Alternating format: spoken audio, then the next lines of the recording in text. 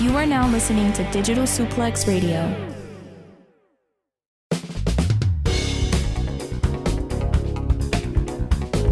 Coming off a long WrestleMania weekend, we did it. We did it. We got through it.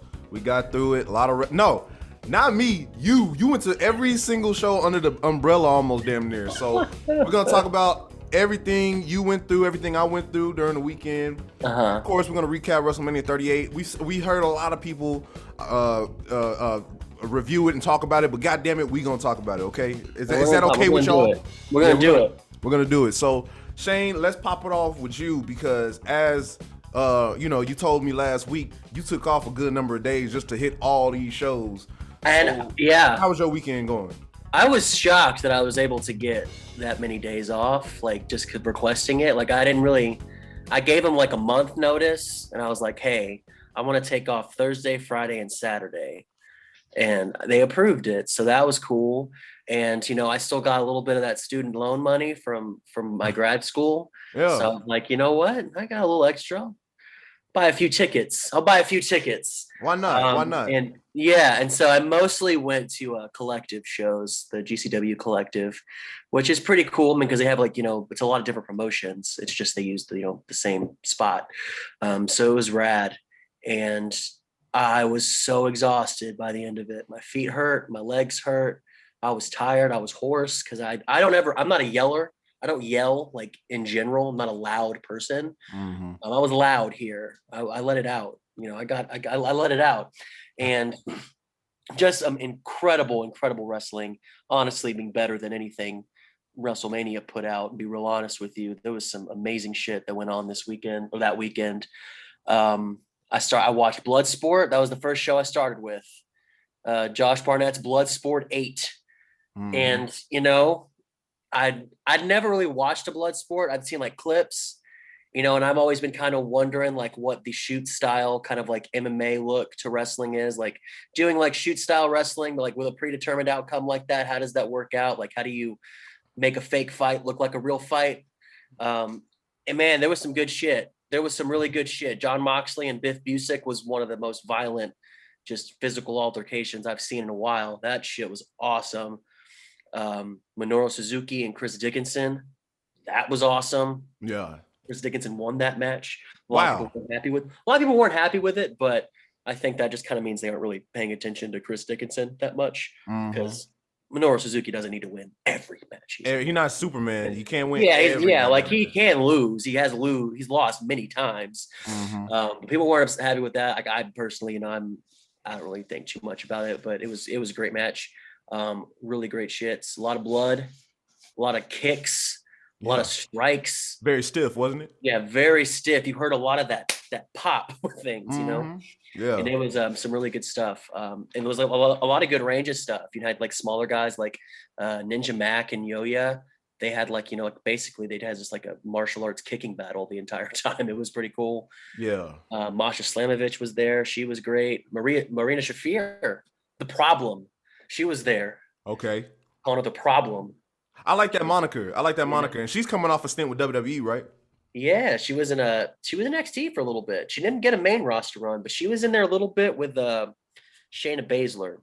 Yeah, that was her girl. Yeah. I know they had the three MMA girls. Yeah, they were like a little group there of just people that could kill you, and it was great. No, it was really cool. Then I went to Joey Janela's Spring Break, night 1. Which, to be honest with you, if I'd known that Super Show at the Fairmont was happening, like at that exact same time, that's where I would have been personally. What's the Super Show? So it was for WrestleCon. So it was this big Super Show, and they had like so many people. They had like Bandito was there, Mike Bailey was there, Mia Yim was there. Oh wow! Yeah, Mia Yim was there. Minoru Suzuki was there. Like just names upon names. Like I think Mia Yim fought Athena, Ember Moon. Oh, nice. That's a good matchup. That's a good matchup. Yeah, absolutely. So there were just all these great matches that were happening, like just on this one card, and like that's the show everyone was talking about. No one was really talking about Spring Break that much, and I kind of get why. But it wasn't that much. It didn't catch your attention like good. That? I mean, I liked I really liked Allie Katch and Mickey James. It was cool to see Mickey James there. That was awesome. Yeah, good I for love her. seeing X-Pac, but he actually had an injury that he hadn't really let out. And so like it was kind of a little noticeable during the match. Like he doesn't seem like 100% there. Like he Yeah. seems like he's struggling a bit. And it turns out like he had actually had an injury that he'd gotten like a few weeks before that. He was just trying to like, push through it. And I'm Yeah. like, damn, Sean, you're not 22 years old anymore. You Yeah, I can't, was gonna say, yeah, and you they can't and work through. You can't just push through that now. they paid him to wrestle. So, shout out to Yeah. him not quitting, bro. He Yeah. came So through it. like it was cool to see him, but the match itself was, it was what it was. But it was always cool to see X-Pac, and like he's obviously still capable of putting on some good matches when he's when his body is right and is as right as it can be, at least after as long as of a career he's had. I liked AJ Gray and John Moxley. That was a great match. I loved it. That was it wasn't the headliner though. It was the championship match, but it didn't main event. So like after that, I was like, I don't want to see anything else. I'm out. Oh, okay. So And you did like a abort mission. You left a little yeah, I early. left. I left before the main event because I was like, it's late. My feet hurt. I'm Yeah. tired. I got to do this again tomorrow. Uh-huh. Yeah. So And that was was. this a solo show for you? Did you go to some of these solo? I How went to was most. that? I went to most of them solo. How do you like I going to a mean, wrestling event solo, man? Because I've done it before, and it just don't hit the same to me. I don't it know. doesn't hit the same. Like you kind of have to put yourself out there if you want to like really experience it the same way. Like you kind of have to like start kind of getting around some people and kind of like chit chatting a little bit and kind of finding like your group of strangers that Yeah. like you can vibe with for a little bit when you kind of Uh-huh. get close to things. So that's it. It's okay. Like I'm a person that goes to concerts a lot alone. Like I do a lot of things solo. So like Mm-hmm. I don't mind doing stuff solo. I found, a good rhythm there, but wrestling shows is a little different because it's something to be experienced with people. And it's, much more fun when it's people that that like, you can, you know, like with your friends and stuff like that, Yeah, so for like, sure. yeah, but it was still good. And like, I went to a couple of shows. I invited some friends who aren't traditional wrestling fans and not really like, they're more like, kind of appreciative. They don't really know much about wrestling Yeah, yeah. and they had a good time. We went to the No Peace Underground No Ring Deathmatch show, Yeah. I heard about and that. You said you were talking about yeah, that one too as well. that was bad. Tony Nese was there. He fought a No Ring Deathmatch. he Crazy, he looking for bookings. he crazy. Yeah, he came out in his jeans with his like little premier athlete jacket, Nice. and like Oh, he was playing the heel because it's this pompous like pure wrestler guy coming into the world of deathmatch talking shit like it's no mhm. deathmatch isn't real wrestling kind of stuff. But it was a good match. It was a great angle, and Tony Nese was actually like he and Casanova Valentine, the guy he fought, had been kind of working on this for a long time, and like it was kind of like this big angle that people were kind of wondering if there was like some real animosity there or not. But it was like it was a really cool story that I didn't really know about until after the match. I saw it. But yeah, I Okay. did that with someone, and then Effie's Big Gay Brunch with another friend of mine. That show was awesome. That was Mhm. rad. It was a lot more easy. It was a lot easier to connect with people at that one. I feel like people seem to be more receptive at Effie's Big Gay Brunch as far Do you as think like, it's because the crowd is? Do you think the crowd was more LGBT at that oh yeah, show? yeah. So I There were think definitely people because like I went to like all the shows that I went to were basically there at Fair Park, that same building. right. So I saw a lot of the same people throughout the weekend, a lot of the same folks, a lot of core folks.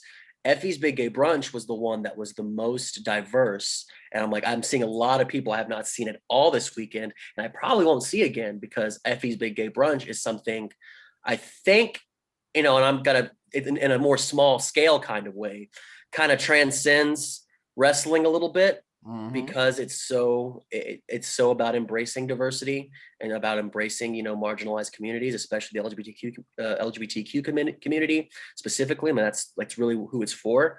So you're seeing a lot of different types of people there, and that's really great. And there's a lot more. I don't know. There's a lot more openness in terms of like being receptive to meeting people and talking to people and enjoying the show with people. Like people were just they're more like comfortable with like just talking to people around them and like getting out of their bubble, which you Yeah. didn't see a lot of over the weekend. So I thought that was really cool. So that was probably the most fun that I had was Big Gay Brunch, just because the crowd was so like everyone like was kind of like there together, even though like That's they all, cool. yeah, like everyone felt like they were there together, like collectively. That's So cool. that was a really cool show. For the Culture was awesome. I loved For the Culture. that show was rad. They headlined it with Billy Dixon and Hoodfoot in a death match, and I think what they were saying is, I don't know how historically accurate it is, but it said that like that's the first time two black wrestlers have, I think, headlined a death match or like done a death match. Wow. I think at least main evented with a death match. Yeah. So like, a big milestone for death matches, because I think it's been said that like there aren't too many black deathmatch wrestlers when you look at it. Now that I think about it, I mean, a lot. I mean, like you got New Jack. I mean, he was kind of the legend. And then it was that guy from CZW that had the pants. I forgot his name. What was his name? He was in CZW, and I forgot his name, man. But it'll come up.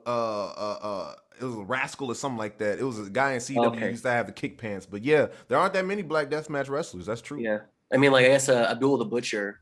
He's black, right? Yeah, he's black. I think he's black. Yeah, he's black, dude.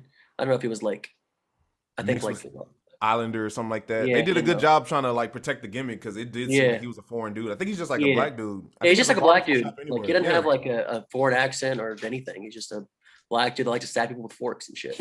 Dude, my dad loved Abdul the Butcher. Oh, really? Yeah, my dad's into like the 60s wrestler, like Spoiler number 1 and like Abdullah the Butcher. He likes like that deathmatch stuff like back in the 60s, like Iron Sheik and stuff like that. Like Bruiser Brody and shit. Yeah, he loved Bruiser Brody. Yeah, he always would tell me, he's like, man, this ain't Bruiser Brody. I'm like, I know that. No, like, damn. That's rad. We came a long way. But yeah, so yeah, now that you mention it, there aren't that many black. There aren't that many when you think about it. And like there's no reason there shouldn't. That should be the case, like I think everyone should be able to do deathmatch wrestling. And I think a lot of it, because personally, like I think like it's easy to say, there's only, X amount of black talent in whatever, style of wrestling.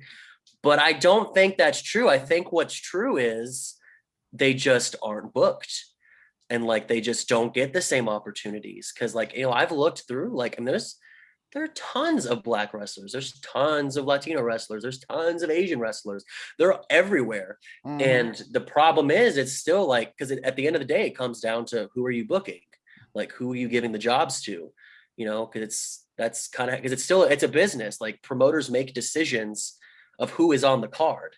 Yeah. And that's another thing that bothers me a lot when people bring this up, like, why aren't women, getting more like main event opportunities and more central roles? And why aren't, black wrestlers getting more central roles? And that's changing, that's changing a lot. But, still like a lot of the times the counter to that is, well, how many are there really to even give that spot to? Yeah. Like how many are really even in a position that they can do that? I'm like, dude, it's a fake sport. Like they're chosen to do that. Like, yeah. You can find some people. Are given. They're not just like magically like available. Like people choose who to put in spots. There you go. Like if you want to get more like, like legit, like, women's feuds, black feuds, like you have to book them. Right. Like that's what it is. That's all it is people making choices as to who they're going to put in positions. Yeah. Like that's because pro wrestling, the industry is all about it's choices. Promoters and businesses make choices that they feel like is going to better their business. And historically, marginalized talent, they've, even if they don't do it actively, like it's still a subconscious thing that like they don't see the money in it. That's right. And we're seeing strides. We're seeing strides for sure. I'm not gonna minimize that. But I think it's just interesting that like when you think about like, the first death match like that had two black wrestlers main eventing, like why is that the case? Because it's not like they aren't there. Like I know they're out there. Like they're out there. It's all about, why aren't they getting booked? That's for me, that's kind of how it feels, at least. And that's on the promoters. Y'all can go on Instagram. There's plenty of talent online on Instagram, locally too. You can go scroll through locally different profiles. People want to get booked. People want to get paid. So if you're trying to, like I say, if you're trying to fill those spots and trying to be more diverse and trying to find people to actually fill spots like that, then you need to take the time, do the research, go on Instagram, go on Twitter. There's plenty of people looking for work. Like you said, absolutely. Like you can make a whole full black deathmatch show if you want to, if you get the right talent, if you get the right people. You just gotta look. Yeah, and like shout out to like the DFW scene, because like the local like DFW like wrestling scene, like I feel like most wrestlers are black. Like in DFW, like I feel like when I go to VIP shows and all like DFW All Pro, like there's that card is stacked with black talent. and like, you know, and like shout out to them, because I know Lou Gotti, like he's the main promoter. Lou Gotti, for these shows, you know, so like obviously like he's definitely probably got some more mindfulness to like how he books his cards. And like, and it's like, and that's what it should be. It's like, it should be like, I don't think it's him going like trying to make it a thing. It's just like how it is. He just books black talent because there's so much black talent to book. That comes like, in the training. And I studied under him for about 2 sessions. That shit was hard. I'm not gonna lie, but he makes you work. But everybody that walks in and goes in there are mostly black. And I don't know if it's like maybe like the I guess you could say like the region or like the area we're in. But a lot of diversity is in those VIP wrestling shows, especially VIP Dallas, stuff like that. So shout out Keith Lee. He made a return real quick. You know, the VIP just to introduce the Shane Taylor match. And like I said, Keith Lee, Shane Taylor, you got all of Mysterious Q, all those people coming from VIP. Kyrie Wright, shout out to my boy Kyrie Wright. Everybody, I like Kyrie Wright a lot. Yeah. Oh yeah, he's awesome. He's we gotta get him on. We gotta get him on the show. Yeah, but awesome. Yeah, so a lot of those talents are coming from, you know, all kinds of communities around the area, and they all just happen to be black. That's dope. Yeah. That's awesome to me, though. Yeah, and that's just like, and it's like, it's not like this weird conscious, like, you know, effort. It's more just, that's how it is. A lot of black talent, and they're all, and they're great, and they're like, they're good. And they're good. And they're all cold, and they're all cold. So shout out to VIP Wrestling. Shout out to, you know, everybody that is bringing in black talent to feature them in main event spots as well too. That's and Texas is Texas is, you know, like thriving for black talent too. Like, because I know when Brian Keith, Mysterious Q down in Houston, like you said, Mysterious Q, like New Texas Pro, they have tons of. I think Fly Def actually just won the New Texas Pro Tag Team title. Awesome, that's dope. You know, and like they're getting belts everywhere too. Like those guys are coming up. I'm real excited for them. They're great. Yeah, so a lot of cool stuff happening over the weekend. Was that the end? So what day? So you were telling me all the stuff that you went to, the big gay brunch and everything like that. What day was that? So what day are you on in the story? So big gay brunch was Saturday. Friday was For the Culture and the No Ring Deathmatch show that I went to. Saturday was big gay brunch, and then Mission Pro Wrestling. Speaking of, you know, diverse talent, all Thunder Rosa's women's promotion, where it's, you know, women are the refs, they're the wrestlers, they're the commentators, you know, they're backstage making like, you know, business decisions, you know, like she really wants it to be like women in all positions of the wrestling industry, like in that promotion. And it was a great card. The card was called Bangers Only, banger after banger. So many great wrestlers, like Holly Dead, one of my favorites. She's fucking awesome. I love her. They had La Rosa Negra, like she's fucking great. Puerto Rican wrestler. They had the Hex with Marty Bell. I love Marty Bell. Marty Bell and Allison Kay. Thunder Rosa fought Trish Adora for the first time. Oh, sweet. That was a great match. Sweet. Trish Adora is like, she's the one. Like, she is so good. Yeah. She's fantastic. She's from Impact, right? I might be mistaken. Adora? No, she's just independent. She was in like, you know, she did like a little bit of like Ring of Honor women's division stuff. But that's probably what I'm thinking about. Yeah, because she's but she's like the Pan African diaspora champion. Right. Yeah. So like, she defends that, you know, around the country and stuff. That's another person that should get on AEW/AEW Dark. Maybe do some stuff. And I think she might have been, but once again, we said it last time. You know, it's a place where all these great indie wrestlers go, and they don't get to like be great. Like, it's just a match. It's just a match to enhance the talent they already got. Yeah, to enhance the talent so that they can, you know, rise up in the rankings and justify why they're getting a title shot on, you know, a random episode of Dynamite. Yeah, the win-loss record, padding the win-loss. Paddle the win-loss record instead of making it like good shit. Like, because, you know, I think Trisha Dora's been there. I think Alec Hatch has been there. Willow Nightingale has been there plenty of times. I don't think she's won yet. Yeah, I think she was there recently. She was there like the last week or something like that. Since they were. She was there on Rampage. She was doing the Owen Hart qualifier. She sure was. Yeah, absolutely. And we'll get to that. But you know, but yeah. So like that was a great show. I actually met Willow at Big Gay Brunch. Like she wasn't wrestling. She was just hanging out. I was like, wow. And I went up to talk to her because like I'm not like that, like you thought before, but like, you know, going up to wrestlers like you just see out in the wild, like you just kind of let them do their thing. Because like I saw because when I was at Bloodsport, I looked over because a lot of wrestlers just kind of hang out in the corner and just watch the show. I look over, fucking Swerve Strickland. It's fucking right there. Nice. Fucking headphones, just hanging out. Yeah. And I kept looking at him like, what the was that fucking Swerve? I didn't say anything because I'm like, I can't do it. I gotta let him do his thing. I'm not one of those Okay. people. But So he you're was over there. cool. That's cool. Yeah. Okay. So look, but okay, we're gonna get into more of what you were saying, but like I kind of wanted to. I'll get when I get to my story. I'll expand off of this whole thing right here, like leaving Yeah. less wrestlers alone, et cetera, et cetera. We'll Yeah. get into it. We'll get Yeah, into it. yeah, yeah, for sure. So that was great.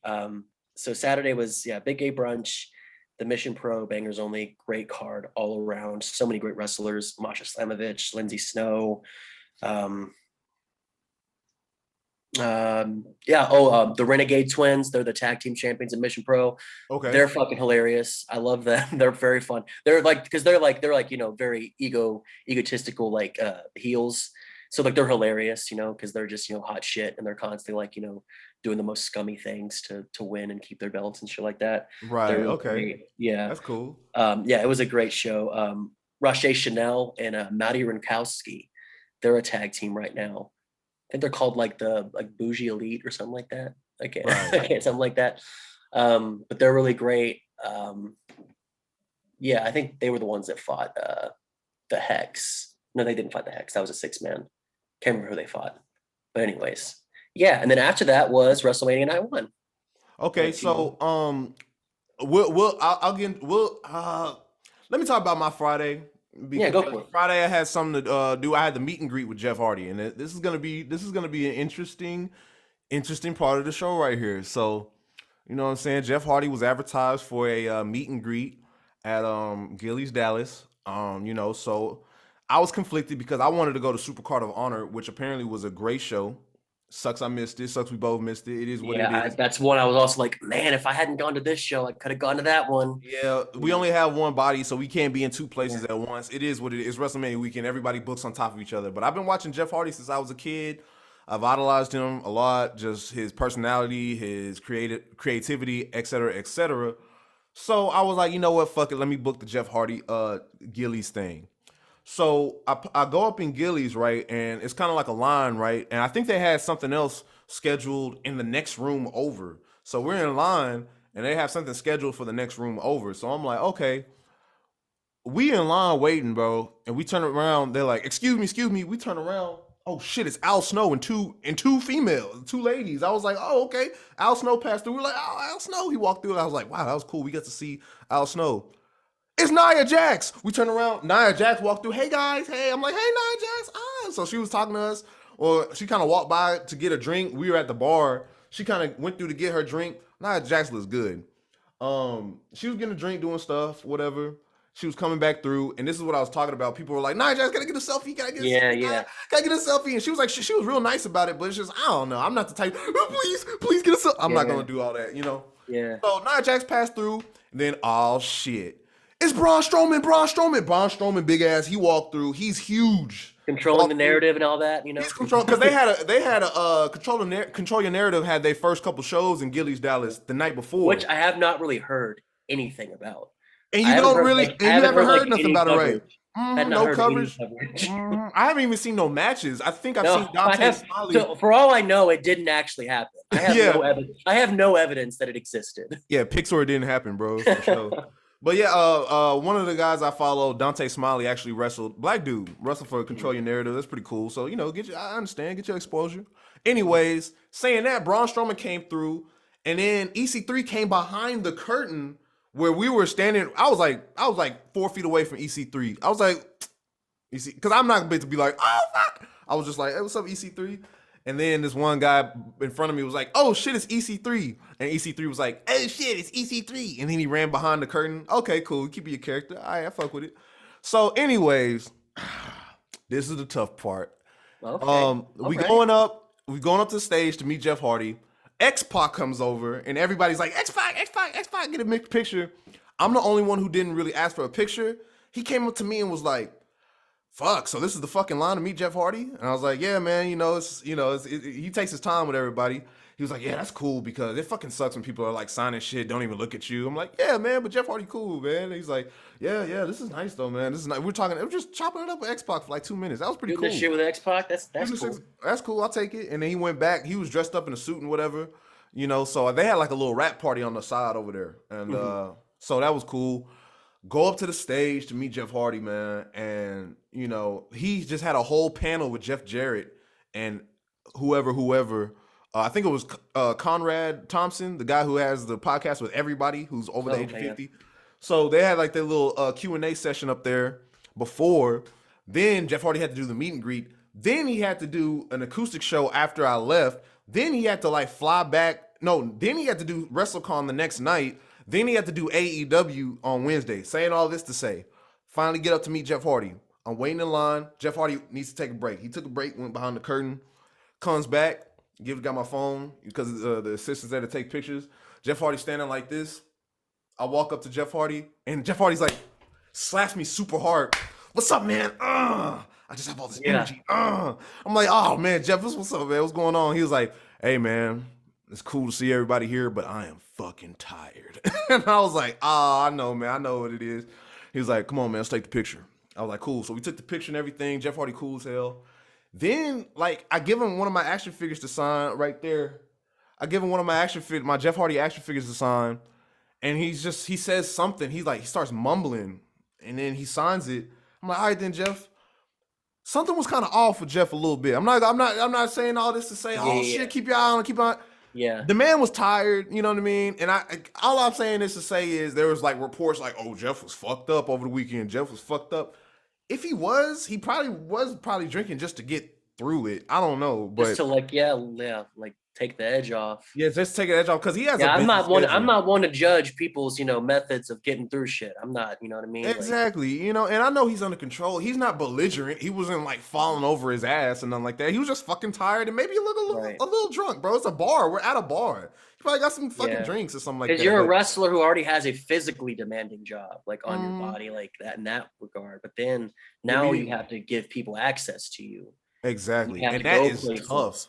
Yeah, and that's hard to manage, Like you're away from your wife, your family, your kids, and like you're meeting all these strangers, and you got to make sure you're not an asshole and actually give them time. That's got to be like one of the hardest parts about being a wrestler, the meet and greets. Right, like I think about that a lot, like because like the way wrestlers affect, the fans, like my personal experience, like watching a wrestler, they have like really no idea, like they're not even connected to that part. So like you have this connection to this wrestler for all these reasons, but you don't know them. So like you're bringing up all of your like, personal connections, like this is a huge moment, but like they don't have that same connection. Like you're still like very much a stranger. So like having to like, kind of open yourself up to that with countless fans, it's gotta be exhausting.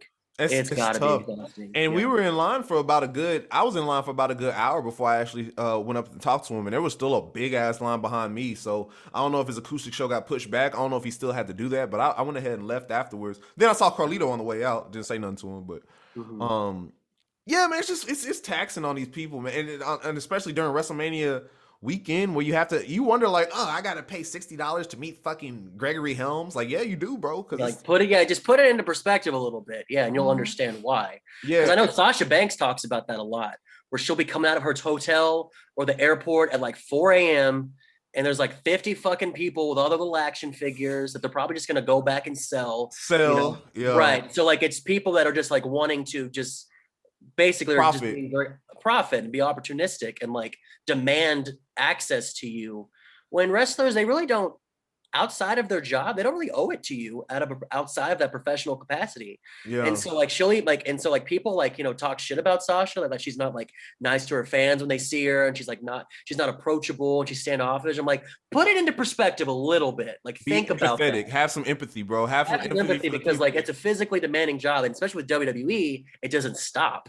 Like there are no breaks in the WWE. No breaks. And so like it can come off as if she's being an asshole, but she'll tell him, she's like, look, if you want to see me, I'm performing tonight at such and such arena at 7:00.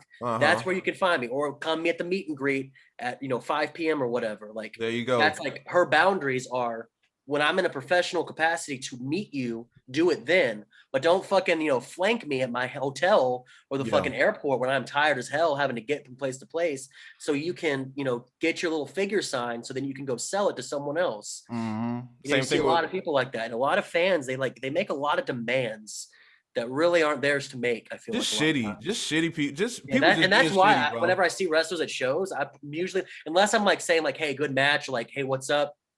That's it. Because I'm like, they gotta have time, right? They gotta have time for them. Yeah.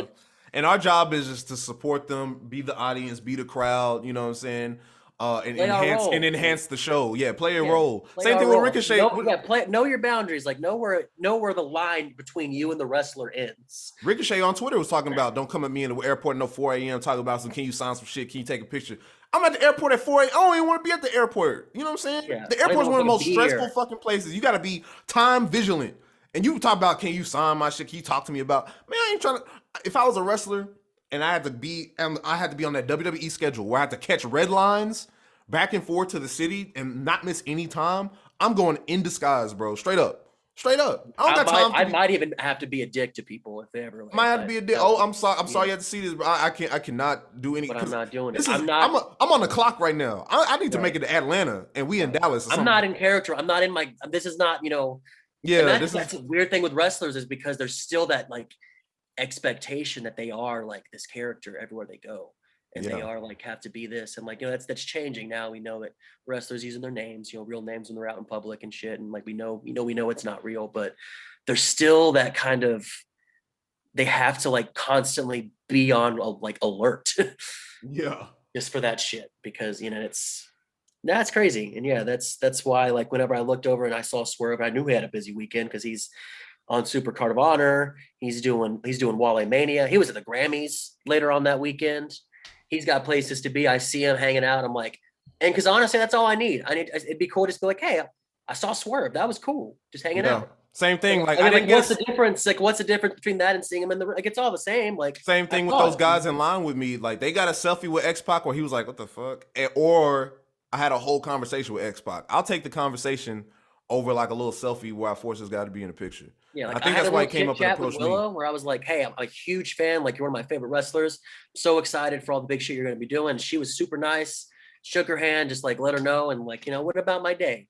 And like, and I think a lot of people, they demand things that aren't theirs to demand. And I think that's why it's cool that Jeff Hardy told me that he was tired. Cause I'm like, out of all these fans, he went up and told me, someone who's like, because I wasn't like, oh my God, I love watching you. I was just like, what's up, man? I'm glad to be in your presence, like on some corny shit. But I was just like, what's up, Jeff? I'm good to see you. That's all I really said.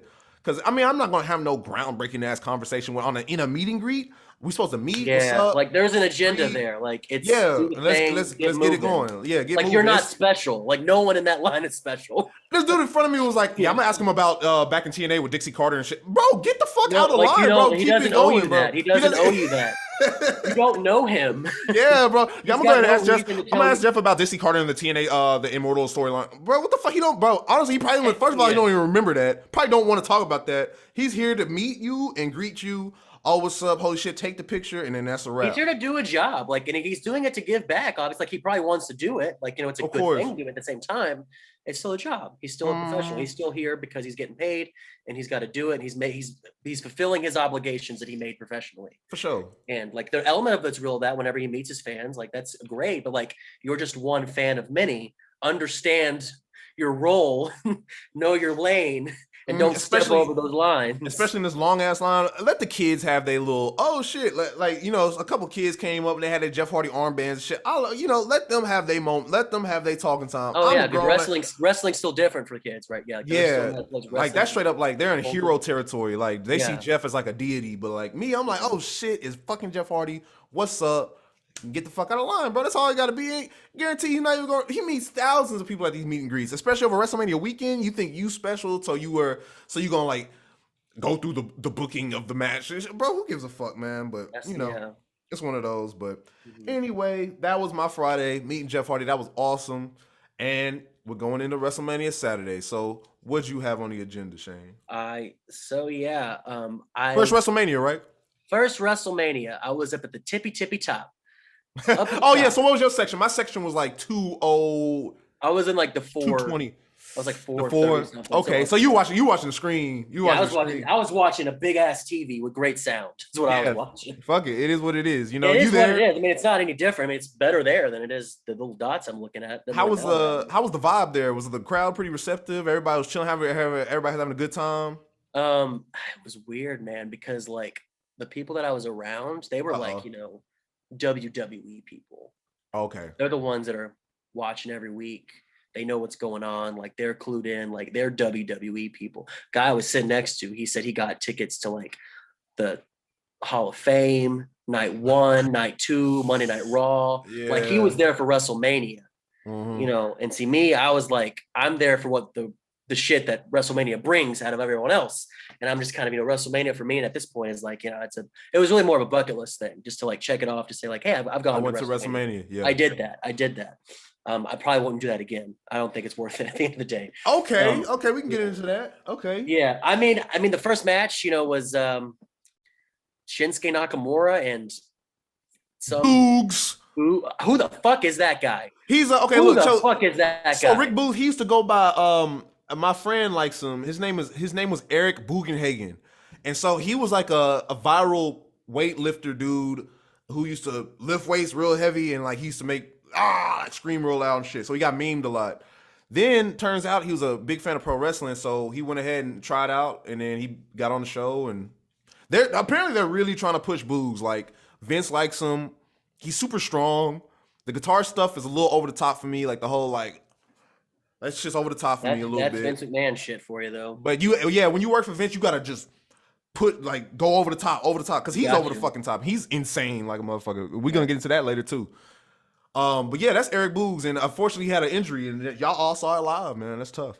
Well, he got injured in that match. Yeah, when he put both Usos on his back, like his leg gave out, and he was like, "Oh shit," that was legit. Like he actually he wasn't just selling. Nah, he tore his fucking ACL or something, bro. Like he had to like get carried out. Like that was, which is weird because like, bro, there's a stretcher on the side. Why don't y'all use that? Why don't y'all use the stretcher for that man? Get that man on the stretcher. And carried his ass out. Feel bad for that because honestly, like that was a match I wasn't like super paying attention to that much. Yeah, and that was his first WrestleMania, and now he apparently they were supposed to win the fucking titles, dog. Really? But they had to call an audible because he ripped his fucking ACL. I'm not laughing because it's funny, but damn, it's crazy. Damn.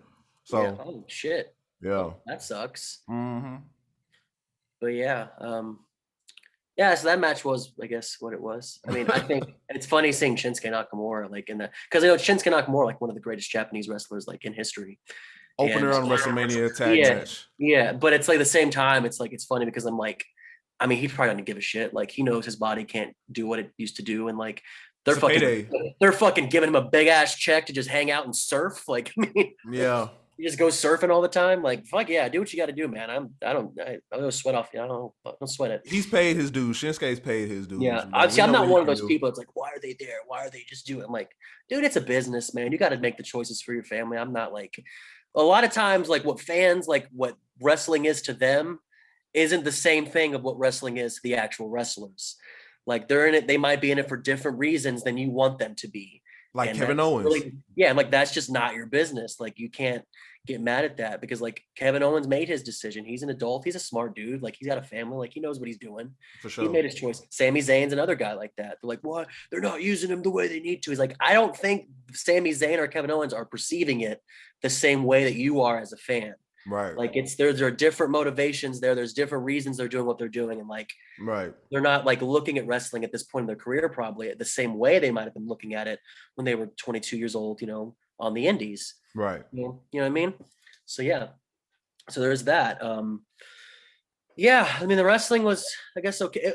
I feel like wrestling was the least amount was the thing they did the least at that show. Like, cause it was all like spectacle. Fireworks, the big screens, it was all that part. Like that's welcome to WrestleMania. Welcome to WrestleMania. You want to look for wrestling and shit like Banger, go to Supercard of Honor and all the shows you mentioned before. Yeah, like, WrestleMania is about sports entertainment. Yeah, it's straight up. Yeah, it's like sensory marketing. Like it is a big, it's a big spectacle. And like they do it so big to like trick you into think that what you're seeing is like really good. Yo, yeah, they'll dress it up. They'll dress it up like, oh, I'm in a moment. I'm in a moment. Oh shit, yeah. Yeah, they because that's Vince's logic that big equals better. Big, more, like huge means better, in Vince's, carny ass mind.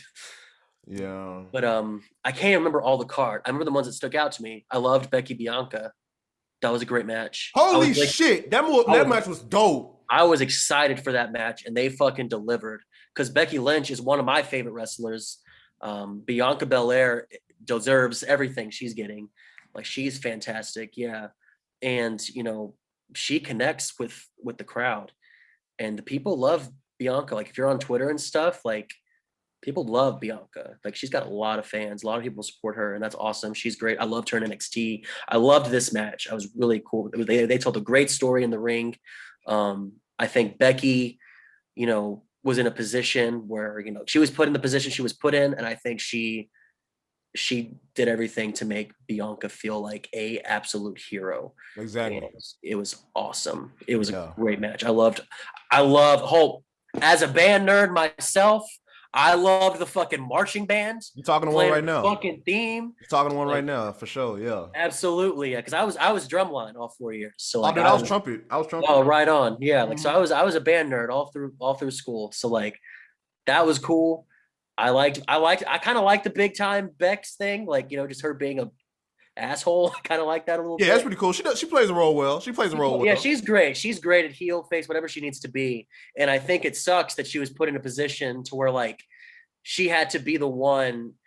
It's like what they did with like Kofi Kingston when he was champion. Like, whenever they get rid of the belt off of a black champion, it's always in just the most like disrespectful way. It feels like they don't give them like a real like it's never a real challenge. Like, it's just they take it, they just strip it like that. And like when Becky came back at SummerSlam and they did that, I'm like, man, why did they do that? Like, why does they took it off of Bianca? Like, yeah. So I guess it's like she a full won circle the match, and then like Becky came out. I think I can't remember exactly how it went, but Becky returned that, and I was like, oh my god, it's Becky Lynch, and she challenged the belt and she just won it. Like, it's the Hulk Hogan WrestleMania 9 spot, dog. Yeah, that's exactly what it was. That's exactly Save me, Hulk, and then he just wins the belt. And I think she was supposed to come back. I think she was supposed to come back as a babyface. But how after that? Like, after that, yeah. And that's the thing. People like Bianca back there. Yeah, people like Bianca, and you take the title off her so disrespectfully, like you said. How are you supposed to root for Becky at that point? Because it just got handed to her. And I think the people knew that, and then she knew that. Like, because Becky's not stupid. I mean, she's doing a job. She was doing the job they told her to do. Of course. And she's not stupid. And like, I think they really turned that around really well with the story they told, because I didn't follow it, but like, I watched the promo package. So like, I've been watching it for a long time. So I kind of, I get the beats of the story. Like, now she was once, a fighter for the people, the man, she was the man. And then, she's throwing a fit. The people turned on her. Now that Bianca's here, they turned on me. And so now it turned into, well, I'm just going to, remind you of who the fuck I am. And so she did the big time Becky thing of, she's transcended being the man. She's not doing it for you guys anymore. She's, she knows her shit, and she's going to, remind you of that. She came out in the fucking, the fucking car. SUV, the Escalade. Coat. Yeah. She reminded me of like Lady Gaga during like the Fame era. Like with the glasses and like the bangs, like she looked like fucking like paparazzi, like telephone era Lady Gaga. Okay, I'm not really into that Lady Gaga lore, but I kind of could put two and two together. What was the meat phase? What was the meat phase Lady Gaga? That's the last time I kept up with Lady Gaga. Well, that's the thing too, is like I was only really a fan of that era of Lady Gaga, the Fame Monster, and then like after that, like I kind of dropped off. But when I was in high school, I loved Lady Gaga. That's when she was coming up. But yeah, great fucking match. I liked it a lot. That was definitely the best match of the night for me. But we got to talk about the big elephant in the room with the giant neck tattoo. Cody Rhodes. Holy shit! Returned that night. Look, check this out, man. I was so jealous. This is one of the moments that made me like, I'm gonna have to go tonight too.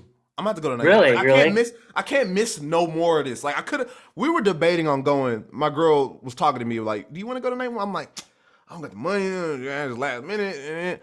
But like, I was like, you know what? I'm just gonna miss night one. And then I saw Cody return, and I was like, God damn it! But that seemed awesome. Like, that's dope. Yeah. Like, was it electric as it seemed like on television? Like, yeah, it was. I think people were genuinely like, I mean, it's like it was the same thing with CM Punk. CM Punk's was better, I'll tell you that, because it was a totally different circumstance. But that idea, that principle of, or that truth of, people know it's coming. The worst kept secret. It's not like been, officially stated, but we all know. Like everyone knows. Like everyone knew CM Punk was going to be there. They didn't say it that he was going to be there. They knew he was going to be there. They knew he was going to be Same thing, there. I think, with Cody. They felt it. They felt like it had to be Cody. It couldn't have been anyone else. It had to be Cody. And then Dirt Sheets came out and was like, Cody signed to WWE, just kind of spoiling it. So it's like, it is what it is. But I mean, even though the spoilers and everything came out, when they said, like, when the music hit, like, it seemed electric. But yeah, like, it's like they did all the big fireworks, just lights. The lights came out, and like there was just a light on Seth Rollins in the ring. Okay. Like, everything else was dark around him, and then that went out, and then you hear it. Wrestling has more than one royal family. Which I didn't know that's what he said, because I was always trying to figure that out. Every time I hear that theme song, I had to go and listen to it, because I'm like, what does he fucking say during that? Because I always hear his voice, but I never put together what he said. Yeah, I didn't remember what he said. Like, wrestling has more than one royal family. You see the big neck tattoo. The flying neck tattoo on the graphic. Tron, you see the big ass logo. Yeah. That shitty Nightmare family font. American Nightmare font. Like, he brought the gimmick over. He brought the gimmick completely over. He brought it. And that's what they talked about. Like, he has like one of the most complicated, longest contracts, but to avoid Vince getting to have power over Cody's presentation. Which, if you're having to do that, you might have to ask yourself why. Why should it be this long? Yeah. Should it be this complex? But I'm not into business, so I don't know. That's something else. But anyways, so it's like a long ass contract to avoid what happened when he became Stardust. Well, here's the thing, man. You saw history live, because we talk about Cody like this, and this is the thing about Cody. I gained a lot of respect for Cody, and this is why. Cody was Stardust when he left, right? So Cody was Stardust when he left. They were fucking with Dusty's legacy. They copyrighted his name. So he was like, you know what? I'm not feeling WWE. I want them to see me as a main eventer. I want them to see me as with more value. I know I can bring more to the table. So this is what he did. Cody said, you know what? Fuck WWE. I left WWE. Let me hook up with the Young Bucks. Let me hook up with Kenny Omega. Let's get friends with Tony Khan, this billionaire over here who loves wrestling, who's a fucking mark. Let's get him on board. Give us some money. Let us loan us some money. And then we're going to start out. Not only we're going to start on commercial. First, he started All In because Dave Meltzer was like, oh, you can't sell that many tickets. And they sold that many tickets. Or an independent show. Yeah, they sold out an independent show. Yeah. Yeah, record setting stuff. That's already history right there. Yeah. Now let's make our own wrestling promotion and let's put me at the forefront. Not even going to mention all the shit he did in New Japan, ROH, and stuff that built him up as his presence. He had a big indie run too. Huge indie run. He had a huge indie run right after. Over to AEW. Now he's the head honcho over there, VP or whatever, AEW. Doing big things, big storylines. As goofy as they were, he wasn't really necessarily a main eventer, but he did have that presence where I was like, man, that's Cody coming out. Let's see what dumb shit he about to do. He had big main character energy. If he wasn't a main eventer, he felt like he was like the center of the show in a lot of ways. But it built him up, and now it's to the point where they had some disputes or disagreements going on at AEW. Fans started turning on him because he was corny. Let's be real. And so he was like, you know what? I have an option. I have a decision to make. He has some clout now. He has some power. So now he has clout, and that's what he has. So then he signed back to WWE, the company that he hated, that he talked shit about for all these years, 6 years. But now, at the end of it all, he has a presence. He's better respected, and now he's in a position that he wanted to be that whole time he was Stardust. So is that a chess move? I think so. Yeah, it could be. And there was one thing, because because one of the big reasons I love wrestling is, it goes beyond the wins and losses, right? Wrestling's not even about winning and losing. Wrestling's about the bigger story there, the bigger picture. Right. So and now it gives you it gives you different avenues to think about, because what kind of, I guess the thought process that went into it. And I've heard people just kind of talking shit on Twitter. We're like, man, what if this is one big long-term booking move by AEW to get Cody to go to the WWE, have a run there, and then come back as the biggest traitor in professional wrestling and use that as a heel move. I mean, that's, just wrestling fans talking wrestling shit, but it's funny to think about. And it was also funny to hear some of the theories that people had that night when I was there. Of talking about who do you think it's going to be? I'm like, I feel like 100% it's Cody. And guy was like, no, I don't think it's Cody. I think they're saving him for Raw. I think the Fiend is coming back It's like, the Fiend. What are you on, man? What are you talking about? I hate to disappoint you. You are way off, dog. Where are you getting that from? The Fiend. Yeah, you were sitting around some WWE fans for sure. Yeah, you were. That's like the only world they know, and that's a weird thing. It's a weird thing being around that. Just and being like, because pure like, I was, WWE because I fans? was making a lot of smart ass comments with my friend, because I took one of my friends with me. Okay. And I was doing my, I thinking I know shit and thinking I know everything that's going on all the time. I was saying some, because whenever Bianca and Becky was happening, I was kind of going back and forth because I like both of them so much. I thought they were both doing a great job at what they were supposed to do. Mhm. And like, apparently, like one of the guys that was next to my friend later on, like my friend had told me like, hey, that guy was like not really feeling what you were saying during that match. I was like, what are you talking about? He's like, yeah, he kept like saying to his girlfriend, like, man, that guy doesn't know what he's cheering for, what he's booing for. He didn't even know what's going on. He didn't even know. Like, he was like really upset at some of the shit that I was saying. Oh my god! Because it was coming from a guy that doesn't really watch WWE. Like I'm just there for, if I'm gonna watch, and if it was a great wrestling match, and that's awesome. And like at the end of the day, I'm on the side of good wrestling. I'm there to see a great wrestling match. And like at the end of the day, like I want everyone that's in that ring to do what they got to do to get their shit over, and make whoever needs to look good look good. Because you're there for both. It's not like supposed to be I don't even know, because we know what the deal is. Like, it's not a real conflict. It's not. So you're rooting for both workers to actually have a good match. You're rooting for them to have a good match. In the same way that when you go watch a movie, you can appreciate when a villain is performed well. You're like, damn, Michael Keaton's a good actor. You know what I'm saying? Like, right. It's the same kind of concept. You can appreciate the work they're doing because it's not a real conflict. Yeah. It's not a real fight. We're a little smarter though. We're a little smarter than like the casual kind of like audience though. So you know what I'm saying? They're still gonna I try not to get too like, circle jerk. We appreciate it to the point where we know like behind the scenes, like, hey man, Becky Lynch can work. She can wrestle. She's doing some good shit. Exactly. She's one of the best. But so for me, it's never that black and white when I'm watching wrestling. Mm-hmm. And I like wrestling that is, very much about perspective than it is about defined good versus like defined bad. Like I like it when it's, because that's why I love CM Punk, because he does things that, depending on your perspective, he's either an asshole or he's absolutely correct. Right. And he fluctuates in between that all the time. Yeah. So like I can go from cheering CM Punk wrestling Darby Allin to hoping he gets his fucking lights knocked out by Eddie Kingston in the next 2 months. Yeah. Because that's the kind of character he is. He's all about himself. And sometimes he happens to be right. Sometimes he happens to be a dick. Yeah. And I like wrestling that does that. And that's like another thing. Bryan Danielson's good like that, because his character is very much like, I'm a very good wrestler and I will fucking kick your head in. Yeah. And it's not really about like a established hero or villain trait. It's just, this is how it is. And if it happens to be on a side that you like, you'll probably cheer. And if I happen to be, knocking someone out that you love and adore, you're probably going to hate me.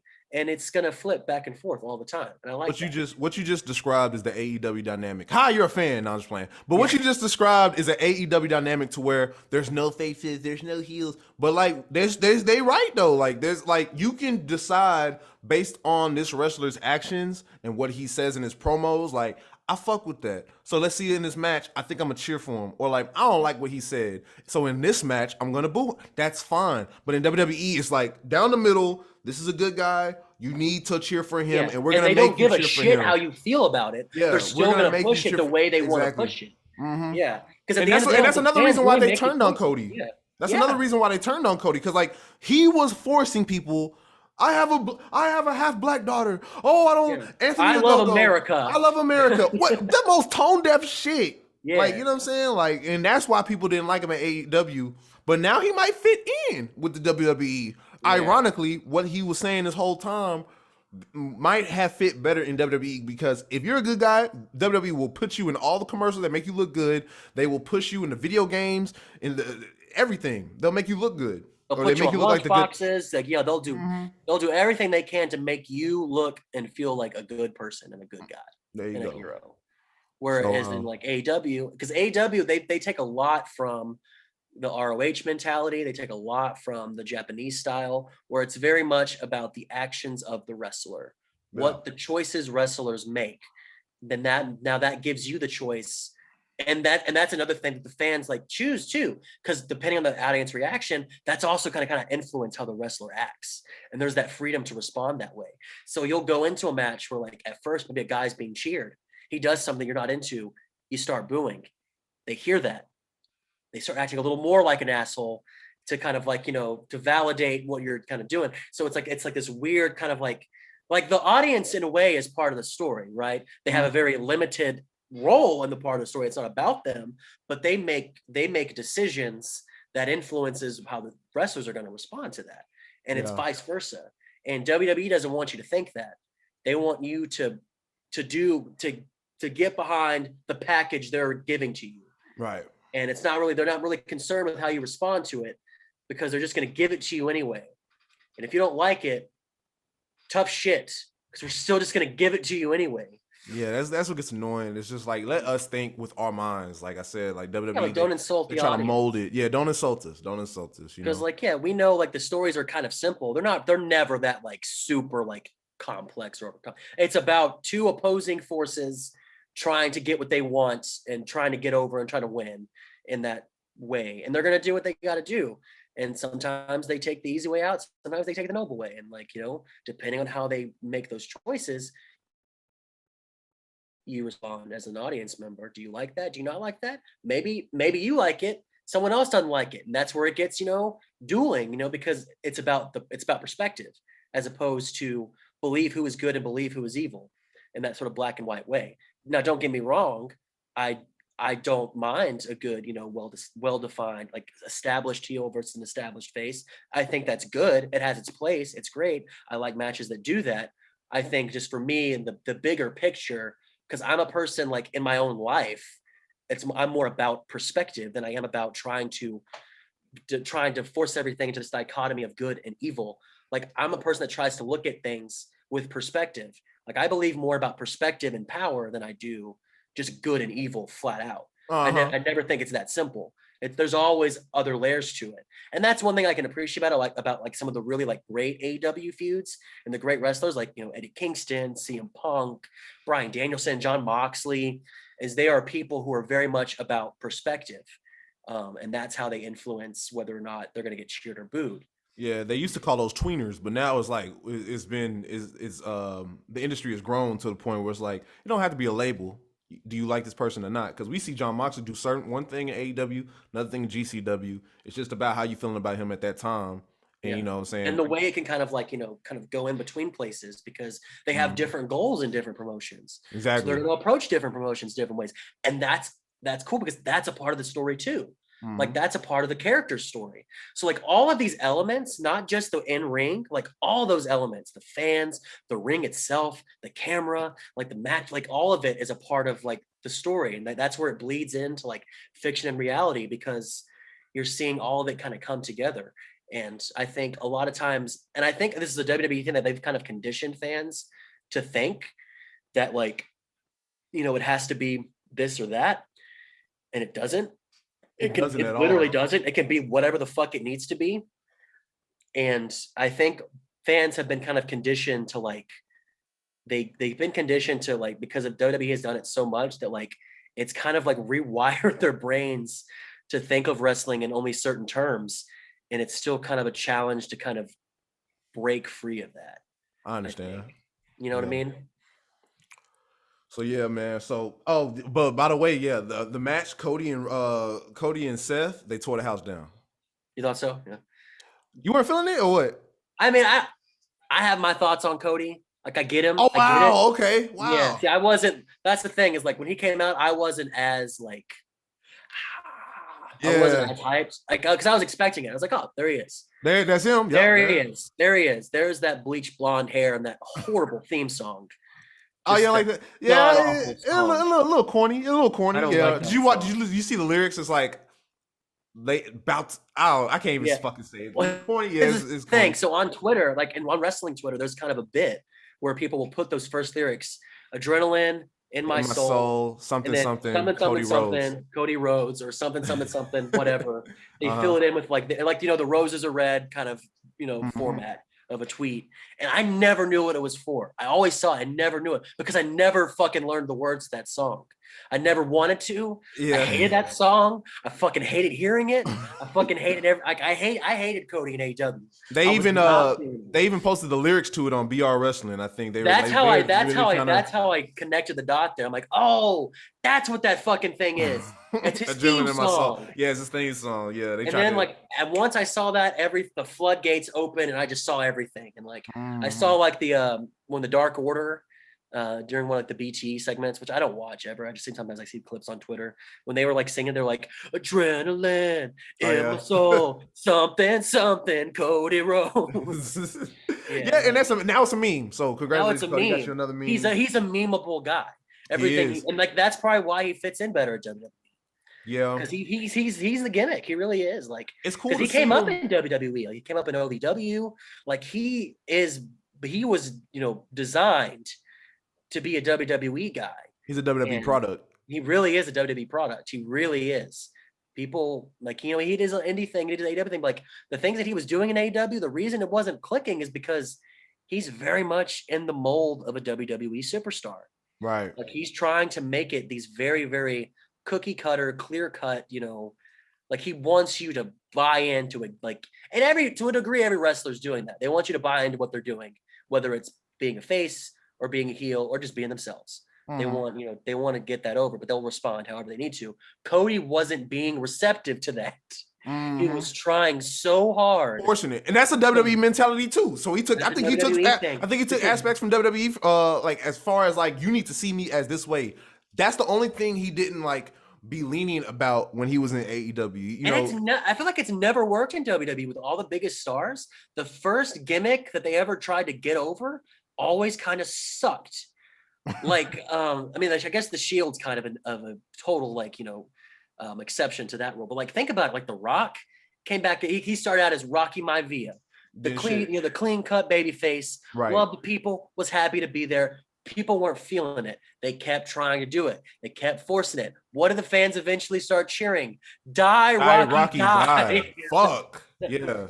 Or That's when they tough. brought in Steve Austin, they brought him in as the ringmaster Right. because he's a great technical wrestler. He's got his chops. Uh-huh. But what's the ringmaster, man? Yeah, ain't nobody give a fuck about that shit, man. They want to see It some wasn't brawling until ass Steve Austin, bro. It wasn't until the wasn't until they 316 found promo. themselves, like they really like able to just, and like that's where that, and that's and Steve Austin's a great example in The Rock too, of like that, of the sort of narrative shift of it's kind of about perspective, because Stone Cold became like an anti-hero. Like he was a guy just did what the fuck he wanted, and it just happened to be cool. That was cool, but especially during the 90s where like, what's it called? Rebellious activities, being rebellious was dope, like Bart Simpson, shit like that, you know what I'm Yeah, saying? Bart Simpson, South Park, That was the age of like crudeness and shit like that. So yeah, that was you that got kind of like that sort of like Generation X kind of like pushback. exactly. We're not going to be the people, the boomers. We're going to fuck that, Uh-huh. But and of course it got commodified and like mainstream, and like it became a a gimmick in and of itself. But like that was the thing, DX, NWO, that's all that. That's a lot of the same cultural mentality that was going on, and that's why it made sense. But anyways, yeah, the match was good. I mean, they're both good. Like Cody's a great storyteller. Like I love some of the best AEW matches. At the end of the day, involved Cody. Like Cody and Dustin was great. I get it. I Cody just and there's Warlow something, was pretty dope. That was one of my yeah, favorite Cody matches. yeah. Like and that's the thing too. Like Cody he will sell that shit. He will do whatever he can to get you to buy into that story, and a lot of times it works. So I get it. It's just something about him. Like he's not for me. He just isn't. I can't do it. I understand. Okay. He's not my Okay. guy. Yeah. The neck tattoo, the fucking That was a like little overkill. That was his overkill. whole ethos is just something that does not attract me. I'm not attracted to his product, Okay. to what he's selling. I do think this whole thing is interesting though, because it's jarring to see AEW Cody in WWE. Yeah. That's like if Stone Cold Steve. No, hold on. Let me stop. It's like if I'm trying to think of like WCW like 1998. That's like if fucking like If Goldberg went to the WWE, Yeah, like Goldberg went to the WWE. Sting, or if Sting did. If like Sting, yeah, if Sting went to Sting WWE was back in like, WCW through and through. yeah, Exactly. exactly. If in '99, ooh, that would be crazy. Jump ship. Yeah, honestly, that probably would have been better for him because WCW '99. That's when WCW was starting to go down. Like after '98, '99, like that's whenever things started sinking. If he would have jumped ship like in '99, I think that might have what the wrestling world would have done. It probably would have been on the same level, maybe bigger because wrestling was bigger than it is now. So, but that's probably a good, because Cody Rhodes started that fucking company. He started it because there was nothing like that out there. That's why this is so big. That's what I'm saying. Yeah. So like when he left, the fact that like what was going on back there that could convince Cody Rhodes that it was time to leave for the WW fucking E. You know? Yeah. Like, what was really happening there? And we still don't know the full story. That's another thing that's interesting about this whole thing, man. And again, maybe it was a big 6 year, big 6 year work.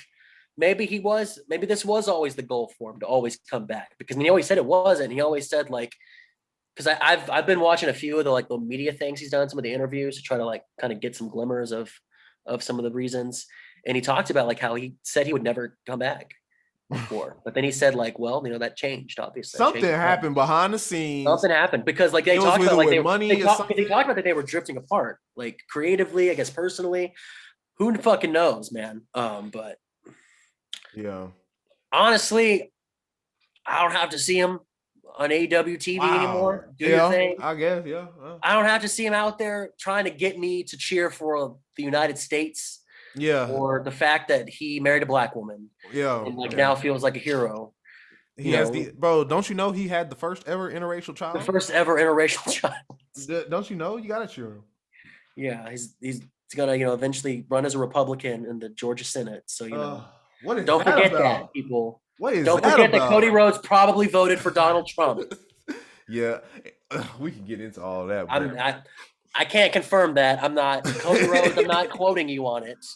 But goddamn, man, we did a lot. We did, without getting too much off subject, we did a lot of work in Georgia to make sure it spun our fucking way. Anyway, but anyway, so WrestleMania.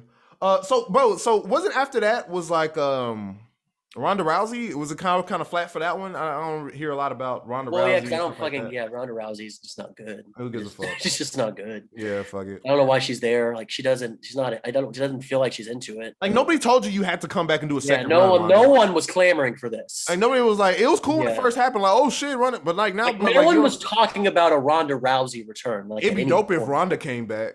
Yeah, ain't nobody saying that shit. You weren't hearing Ronda Rousey chants when she was absent. Let me tell you that. Yeah, exactly. Yeah. Because that was the last match, but what closed the night?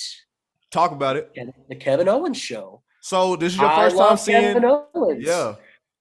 First time seeing Kevin Owens? First time seeing Stone Cold too, First time seeing Stone Cold live. Mm-hmm. First time at WrestleMania. And he worked, boy. Dude, I was laughing my ass off during like Kevin Owens' big like promo before Steve came out. Like when he was just talking so much shit. About Texas. He said, I will pour beer. He's like, I will give him a stunner and pour beer all over his stupid bald head. Like he was just talking shit. And he's like, I'm not done here. And he was just talking about shit about Texas. And honestly, I was like, what? He's right. Like you're right, he's bro. Right about a lot of things about Texas. Right. I can't fault you for that. But I'm from Texas, so fuck you. Yeah.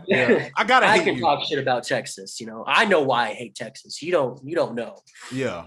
And so then the glass shattered, and damn, that place that was the loudest I heard it all night. Mm-hmm. Also still got it. He still got it. He's still fucking stone cold. Yeah. And apparently, like they told him not to use the middle finger, and he just did it. Anyway. But he's stone. What you gonna do? Find me? Like, what are you gonna do? It's like the same thing. Like so when Shibata came back in New Japan, like because he was out for fucking 4 or 5 years because of that fucking injury. They told him when he had that match that he returned, like, hey, like, chill out. All right, take it easy. Like, don't be Shibata for like a little bit. And he just went out and still like, was doing reckless things. Yeah. Like, they can find me if they want, but like what are you gonna do?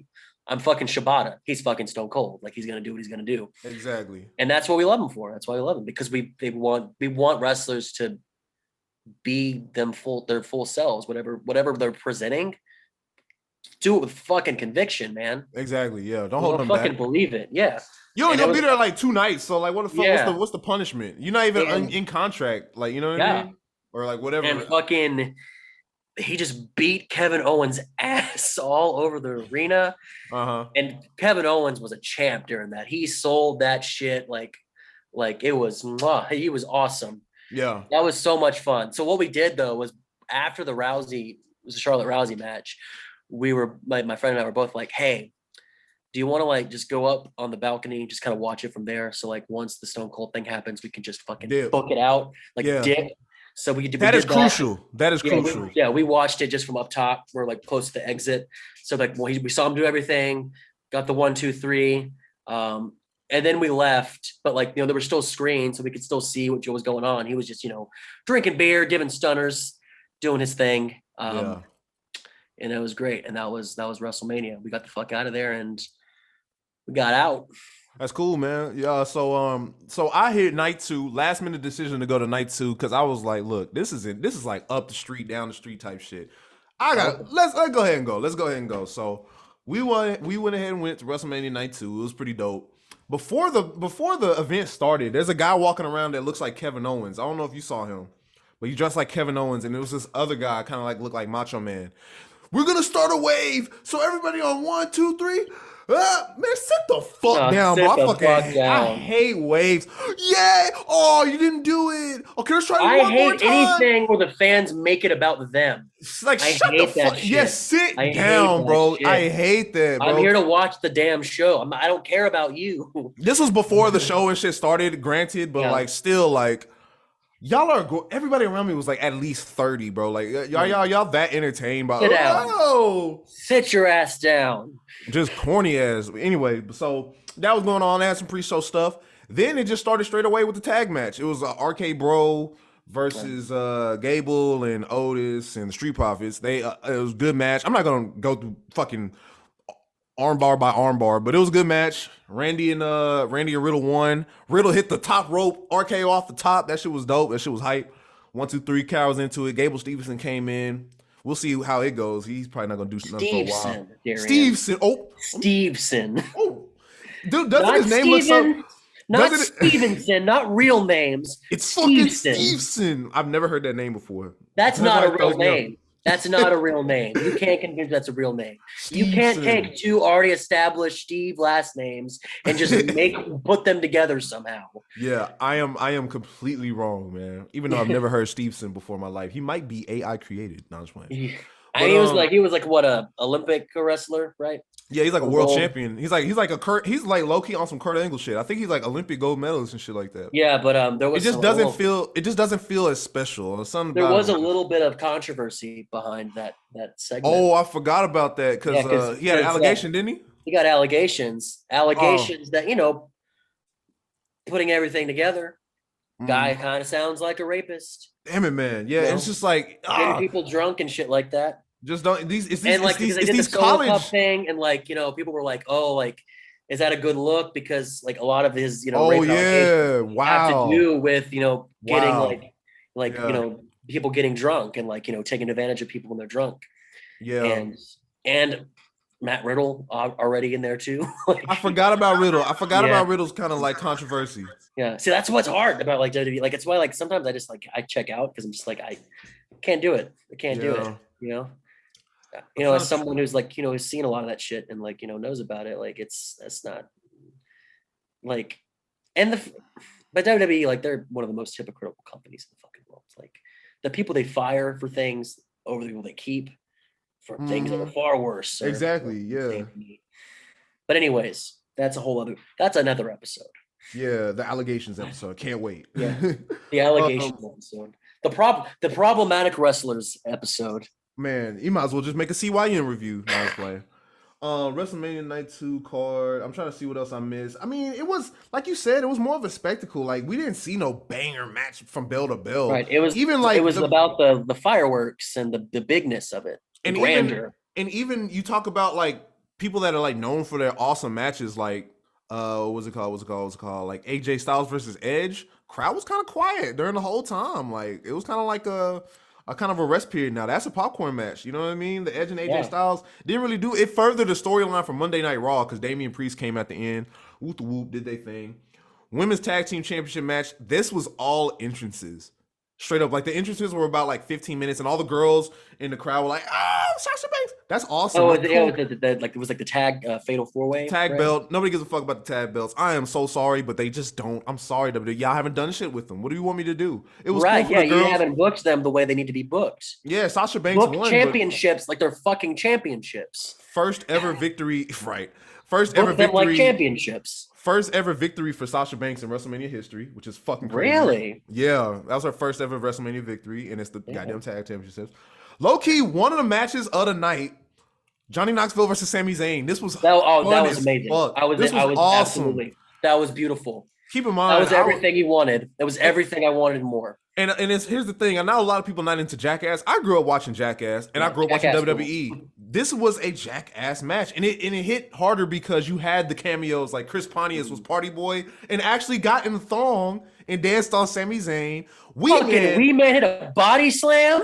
Boy, he bodied that, bro. Like it's nothing. He got him vertical and body slammed him. That was a good body slam. That was an awesome body slam. Sami Zayn did his, and Sami Zayn was just bumping like crazy. Sami Zayn having fun, y'all. Sami Zayn having fun. And sometimes you gotta sit back and be like, this is fun. This is fun. Yeah, like wrestling is all of those things. It can be serious. It can be fun as hell. It can be everything. And it's good to know when it's like, everything has a time and place. There's a time and place for all types of wrestling.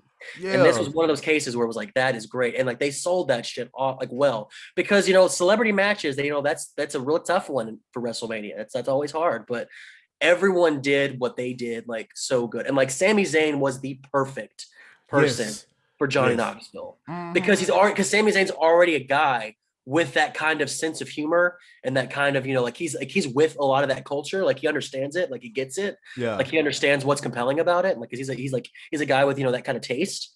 So like, he knew exactly what to do. Like, and it was awesome. It was so good. Yeah, it was. I had so much fun. I think that was like the most excited I was the whole night was watching that.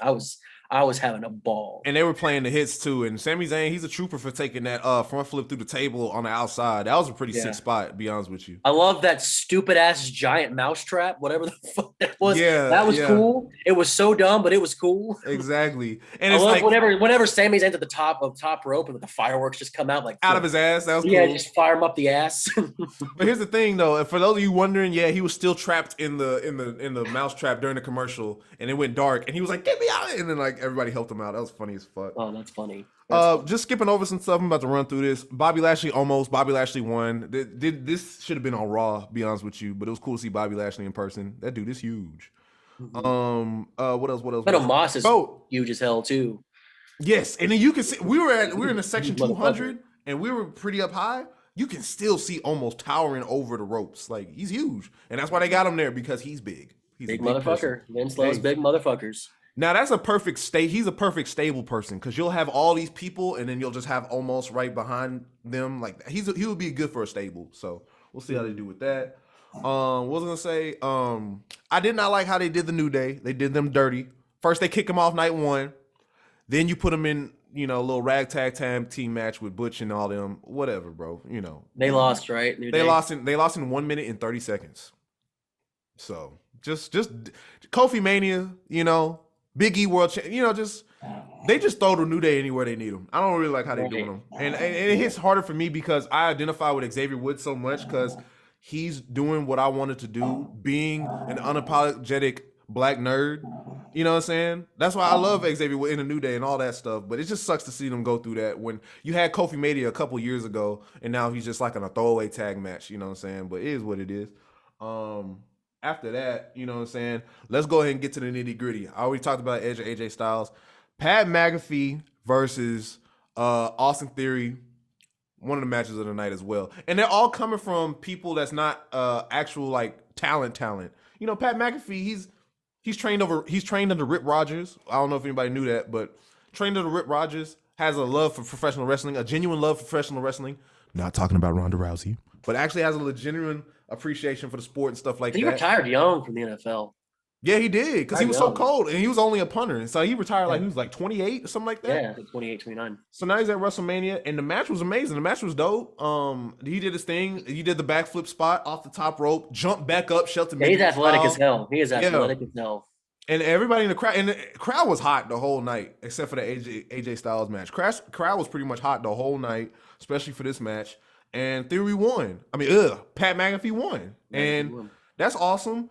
Then we get to the crazy ass spot. Here we fucking go. So let me get this off. Vince McMahon teases he's about to get in the ring. Pat McAfee's like, come on. Vince McMahon gets in the ring. Vince McMahon is one of the most stubborn fucking people in professional wrestling because he's 76 years old. Oh, what's up, y'all? He's 76 years old. He was barking at me, so she got to come up. Oh, bless her heart. He's 76 years old, get in the ring, and he's about to wrestle a match. Ring the bell, and the crowd just blow up. Vince McMahon still wrestled a match when he's 76, and he squashed Pat McAfee. Why did he do this? Yeah. Why did he squash him? Why did he do this? Why was he there? Why was he in the ring? Man, you know what? You say that, but it was cool to see Vince like one time before like the inevitable, he might go ahead and retire. I think he'll die before he retires, but yeah, it was cool to see him in the ring though. You're gonna have to put that. He's going out in a body bag. Yeah. That man retires. So he like he beats his ass. Like he beats Pat McAfee's ass. Then the fucking glass shatters. This took me by surprise because I was like, I get to see. I was like, got him both nights. Yeah, fuck it. Yeah. Kind of like an Undertaker thing. We didn't talk about it, but Undertaker was there both nights. Yeah, hey, what's up? Yeah, that could have been given to the New Day match. No, I was playing. But Pat, what's it called? Stone Cold came out, and I was like, yes, I get to see Stone Cold live. Yeah. And so he stuns Austin Theory. This is probably the only stunner that Austin Theory's ever going to take from Stone Cold. So he made it work. So he flew up in the air. He go to Vince, right? Vince is 76 years old now. Give him the beer. They play it up. He boots Vince McMahon. Vince, this is where he fucked up. Vince dropped to one knee. Oh shit. Stone Cold got to pick him up. Vince's knees ain't like what they used to be. His quads are fucked up. So he can't keep his balance. The worst stunner I've ever seen. He runs back into the rope. Stone Cold's like, oh shit. And he still has his beer in his mouth. And Stone Cold's like, fuck it. And they just both went down. And Vince's legs just fucking disappeared. Like he did like a split and he just had to fall down. And Austin was like, motherfucker. You can see his face like he was mouthing it. The worst stunner in WWE history. In history. That was so bad. And Vince has never been good at stunners. He never could sell a stunner. The first one he took was horrible, and the last one he took was horrible. So it's all full circle. That's pretty cool. No, shit don't change. Shit don't change. So that was cool to see Stone Cold come out. Awesome moment. I'm glad. And I was like, at that moment, I was like, I definitely do not regret buying these tickets. I might have $13 in my checking account, but I do not regret. I was playing. Yeah, that's kind of how I felt too. Was like, I'm probably never gonna do this again. Yeah, I did see like cool enough shit to be like, okay, that's cool. I did WrestleMania. I went to WrestleMania. Yeah, you got to take the L, and then Roman won. That's cool. That's cool. Yeah, that was cool. I guess like Roman won. That's cool. Unified the titles. At least that they had a purpose for having those belts in there. Yeah, apparently Roman got injured like legit, so they had to like cut it because they were like the greatest WrestleMania. They book themselves into a corner when they do that shit. The greatest WrestleMania match ever. They did that with Edge and Randy Orton. Like, why the fuck y'all? They called it the greatest wrestling match ever. That's Edge and Randy Orton. That's some bold ass shit. Wrestling and the match. I didn't watch the match. I saw like little bits of that match, and like I'm like, oh yeah, it's a great technical wrestling match, but ever. There's a lot of great technical wrestling matches. Ever, bro. That's what they said. Ever. Anyway, so you know what I'm saying? That was a good WrestleMania though. It was fun. Like you don't go for like all things considered. Yeah. It was fun. The production was great. That's what WWE does. And I think does. it's the first WrestleMania where there's been like, a full crowd, where everything felt like complete again, I guess. Oh yeah. That's kind of the vibe was for all the shows I went to. It's like the first time that like people were all like kind of together again, and like whether or not that should be the case, considering COVID numbers, like it is. I tell you what though, like going off a little subject from wrestling, I feel like my COVID fear level, this might sound irresponsible, has gone down a little bit. Yeah, I do have both. I do have both my shots, Not to say that like that's the be all end all, but I did my part to protect myself. And you know, at the end of the day, you in there with 70,000 people, so it's like I'll go ahead and just watch the show. You know, just enjoy myself. Like, and I came back home. I used my one of my Biden tests that they sent out. The Biden test. The Biden COVID test. Yeah, the Biden test. My Biden COVID test. Yeah, it came out negative. You know, I haven't been sick, so that's cool. But yeah, I mean, like, there's still a risk out there. But you know, like, still be mindful. The people who have done they got to do to, you know, do their part. I mean, like, the way everything's set up, like, you don't really have a lot of options. You know, there's no like options to like isolate yourself anymore. Like, which sucks, but you know, like, it is what it is. Yeah, it is kind of what it is there. And, you know, just kind of keep doing what you can, you know, out there, you know, keep wearing a mask if you can, if you're in a place where you can do that or not. I mean, I'm not as angry about masks anymore. Yeah. I used to be on my mask police shit, but now I for sure, you know, whatever. Because that shit was scary, bro. Like, when there was like no vaccine, no one knew anything, like it was just all about trying to not get sick. Like, it's horrible. And so I was on that shit for a while too. You know, we got the vaccine, you know, I've gotten my shots, and like there are not a lot of options for me at that point. Like, I've done what you could do. All that is available to me. You done what you can do, So, but anyways. So WrestleMania, that was awesome. Awesome WrestleMania weekend. I had fun. You know. I can't wait to do more, like, you know, Mania weekend shows again if I ever travel for like the weekend. Like, I told my friend who lived in Chicago, I'm like, look, if WrestleMania comes to Chicago, you and I are just gonna go to all the weekend shows and not go to WrestleMania. We're just gonna go see all that shit. Get your savings up. up. And like I was watching the Super Card of Honor media scrum. So Tony Khan had a media scrum. He loves media scrums, which is cool. I like watching those. And Righteous Reg, I don't know if you follow Righteous Reg. She's a wrestling journalist. I follow him on Twitter. He was talking about because like Tony Khan apparently had said like he didn't think he wanted like to do like another WrestleMania weekend show with Ring of Honor, or like, because he's not doing with AEW. Like, he's always said like, I'm not doing a weekend show there. Like, you know, we want to do our own shows, like on our own weekends, you know, on our terms. We don't want to piggyback off of the weekend.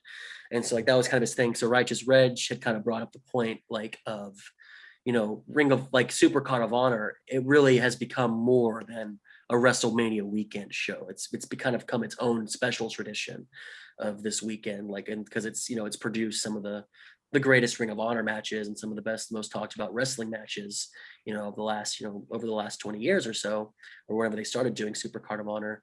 And he kind of like got Tony Khan to reconsider his stance, like right there in real time, of how to look at, you know, potentially doing another Super Card of Honor on WrestleMania weekend. So I thought that's that was smart. Cool. Yeah, that's cool. Yeah. And speaking of that, I want to get your take on this. So Samoa Joe, he was there. Samoa Joe. Joe. Joe's probably one of my top 5 all time, I think. He is fucking for cold. Me. Yeah, he's probably one of the, but when I think about it, like, because I'm not a ranking kind of person. I don't really do that very well. I'm not really good at kind of like, you know, categorizing people like that in a ranking system. But when I think about my all times, he's absolutely up there in that conversation. He's definitely one of them. Gotcha. But so he was there, and so like he got asked a question about the direction of NXT, because whenever he was there, because like, you know, he had a big role in that, of, you know, the black and gold era of NXT, especially like as a talent, you know, as a coach, as a backstage kind of mind. Like he was always a part of that, you know, that kind of team. And they asked him about, you know, the switch from the black and gold, you know, NXT to NXT 2.0. And basically we're kind of like, you know, so what was going on there? Like, what ultimately was kind of the decision to completely, you know, change it up so drastically like that, kind of overnight? And he said, we had our strategy, you know, for the last, you know, X amount of years of, you know, scouting indie shows. William Regal was, you know, he's always spotted at, you know, PWG shows and Ring of Honor shows. And we had decided that AEW, that we're getting all the good indie talent. So we decided it was time to switch it up. And I didn't really buy that as like being like, I mean, I think it's true. I think that is what they were thinking, but it doesn't make sense to me because they had hoarded all of that talent. Right. They had all the indie talent. Y'all had it, yeah. And they let them all go. Yeah. They fired all of them. Mm-hmm. Like, so at what point that doesn't make sense to me that that can be a reason. I believe it, like that is 100% a thing Vince McMahon would probably say about why that's the reason. It just that doesn't track for me, because all the people they fucking had, like, is that really it? Is that really what it is? Yeah, and it's such a drastic change, because if you look at it, it's official. Tommaso Ciampa is out of NXT, so that means literally nobody's left from the Black and Gold brand on the show. And like Gargano, like, he's probably not. He's probably not coming back. But the thing is, it was such a drastic change. I feel like it was a decision by Vince McMahon to finally pull the plug and was like, "Hey, Bruce, come here, Bruce. I want you, Bruce Pritchard. I want you to tell me more about this NXT thing. Do you think what do you think we should do?" Because Vince McMahon does not give a fuck about NXT. That's the thing. He doesn't watch the product. So I think he went to his subordinates and was like, "Hey, yes man." Yeah, his yes man was like, "I think we should have another show. Let's do NXT this way. And since it's my version, let's call it 2.0. And so since it's his version, and since he hasn't been watching and keeping up with that product, that Black and Gold product, he said, you know what? Let's just start anew. Let's make a whole new set design. Let's get a whole new," because he knew it was independent wrestling kind of style going on down there. Ricochet, Adam Cole, all that. Mm-hmm. So he was like, let's do it a completely different way. It was like their big budget indie promotion. Yeah, exactly. And so that was their love letter to the indies. And so since Vince is so distraught and does not want anything to do with like that indie style, he wants everything to be his style, the WWE style. He was like, let's just make NXT 2.0, and it was like a slow kind of like, they knew what the deal was. They were going to get rid of everybody that didn't fit that mold of like WWE style. And you started seeing like the little like vignettes pop up, like about what the Wale song was playing. You saw the colors. Like, they were kind of like getting us there. For sure, yeah. So I don't know. To Samoa Joe's answer, I don't really get why he was like, well, they have indie talent over here, so let's do WWE style over here. If it was up to me, I would be like, let's compete with that. But I don't think they're in the nature of competing. I think they just want to do their own thing. I don't think WWE sees anything as a competition. Yeah. I just think they don't want to get fucked with. That's why when they went to Wednesdays, I think, Dynamite premiered on Wednesday, and they were like, okay, let's do NXT Wednesdays now. They just don't want to lose. And they premiered it a week before Dynamite premiered. And they tried the chess move. Wednesday the week before it on USA. They tried the chess move, and did it work? Not really. I think they both kind of fell on their ass. I feel like, I don't know. I feel like I said, WWE isn't trying to be better than anybody, but they don't want to be messed with at the same time. Yeah, they don't want anyone coming in on their territory. They don't see you as competition, but they do see you as like a nuisance, a pest that needs to be taken care of. Yeah, away with him. You know. Speaking of taking care of things, did you see Tony Khan's tweet about the independent study that was done? He is so. One thing about Tony Khan, he is so like just. He that man is unhinged. He's just so insecure. Like, he's very insecure. That seems like an insecure statement that came out of nowhere. Like, he's very defensive and insecure. Like, well, actually, indicating like, bro, he always does that. He does that a lot when people like question him. Well, actually, same thing with Swole. He was like, well, actually, it's because you weren't that good. Anyways, look at AEW Rampage. Like, bro, why are you so defensive about when they asked him about the women's division, like why he doesn't book them as predominantly as the men's? He got really defensive. Like, well, I've done a lot for the women's. People don't talk about, I sent, our women to the NWA show. Like, people don't talk about that. Like, he pushes back on you. And a lot of it probably is because like now he's got the reputation of being like, hopped up on cocaine all the time and like just being like, an animal, like just like a complete, just kind of this unhinged little tiny rich carny guy. All that like, money that was like, that grew up on the wrestling forums in the late 90s and 2000s, was into tape trading. So like he has like really good taste in like what people want in wrestling, but he's still knows very much a really weird, not really very well socialized rich kid. Yeah, Mark, who is probably on so many uppers. Yeah, bless his heart. Like a loose cannon. Like, and like he's on. So he's always on one. I don't want to completely shit on him because he do know how to make matches. Like, and Samoa Joe and Minoru Suzuki on fucking Dynamite. Yeah, for the ROH TV title. He knows how to make matches. He knows how to make matches. He's got great taste. Like, he knows what people want. Like, he has that mind for it, but he's still just a weird little guy. Very insecure, very defensive, and like, he has to, once he learns how to keep a cool head, and once he learns how to like Because that's one thing that Vince McMahon WWE does great. They don't like. Remember when I don't know if you remember when Eric Bischoff was trying to challenge Vince McMahon to an actual fight at like Slamboree or some shit like that in WCW, and Vince McMahon just didn't. He didn't even acknowledge it.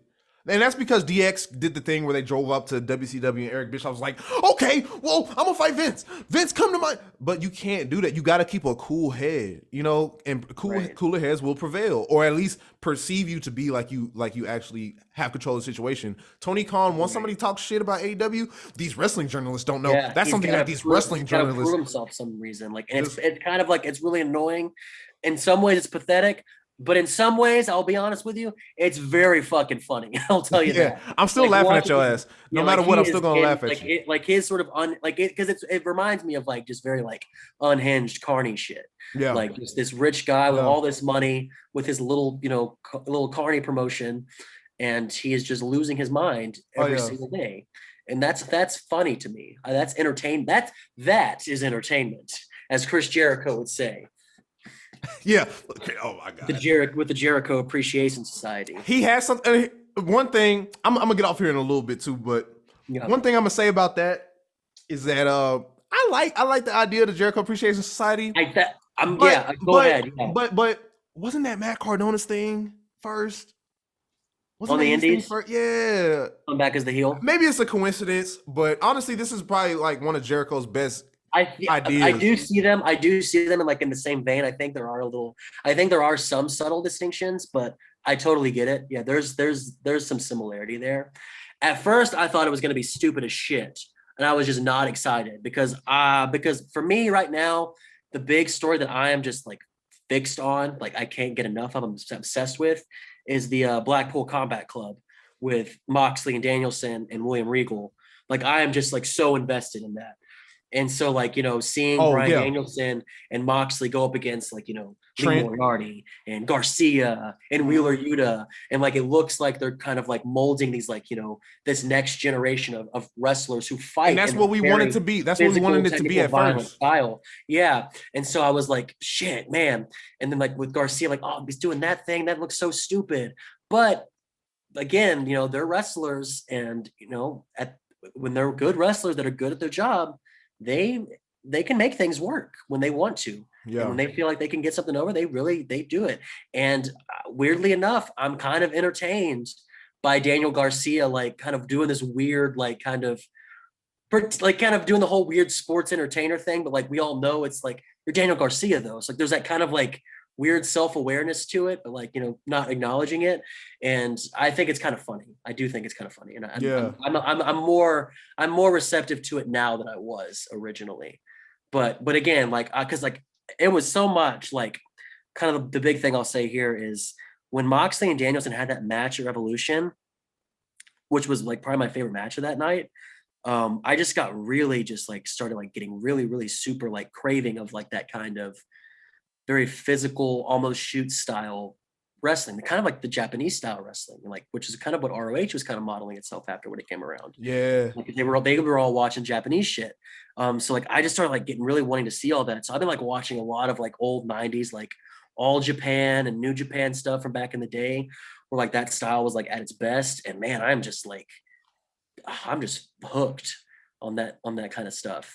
Yeah, just to kind of like just to talk about what happened last Rampage. You had the Moxley versus Yuta match, which people are saying what put Yuta not only on the map, but is one of the best matches of the year after like a long ass week of wrestling for John Moxley too. So yeah, I saw the match after like a really long and kind of like almost frustrating but kind of satisfying story for Wheeler Yuta, because for him, thinking about it, like Lee Moriarty and Daniel Garcia, they were officially signed before him. And they have had, I think, some more like, focused and more like given more time for like great matches. And it kind of felt like Yuta wasn't getting his due in a lot of ways. Cause like he was with the best friends. He was losing a lot. He was jobbing a lot, I think. And like, because he jobbed to Moxley, not too long ago. Then I was like upset. I'm like, but Wheeler Yuta is so good. Like, why are they kind of doing this? It feels like Lee. Yeah, go ahead. I was gonna say, man, it's because they put him with the best friends. And I don't know, some people might like him or not. I just think that whole group is just kind of lame. and just to fit Yuta in there because it was something with like Chaos or something they were coming over. Yeah. And like I don't know, Yuta just Like got Orange thrown Cassidy's in officially in Chaos, I think. or something. Who gives a fuck? But they talking about like they brought Yuta over and like they just threw him in the best friends, and that automatically made me be like, okay, he must not be that important because of And how like, they yeah, treated him. and that's what's sucking. Like, that's not even on Yuta because like Yuta's so good. Because I love watching him on the Indies, especially when he was like IWTV champion, working as a heel. Like he was awesome. He was putting out classics with Daniel Garcia, Lee Moriarty. Like he was so good. And to see him in AEW like that, kind of being used like that, I think a lot of people were really frustrated, especially me, because I know how good Wheeler Yuta is. Yeah. And so like, and a part of that too, that frustration, I feel like in some ways can be that kind of WWE brain of like assuming that like because someone gets put in the shitty position, that means they don't care about them and there's no plan for them, because that's how Vince has been treating wrestlers forever. But when you look at other styles of wrestling and other like ways of interpreting wrestling, they rely more on long-term booking and like using that as kind of like this story that is being told over time, slowly. If he starts here, it looks like he's got no direction, but that's all part of where this is going. Mm-hmm. And so like when we first saw signs of that with the Bryan Danielson match, like, cause he really wanted to prove himself. Cause like, he saw Bryan Danielson was making the call out, like, who wants to, like, let's see violence in wrestling. He was like, no, that's fucking me. Let's do it. So he has that great match with Danielson.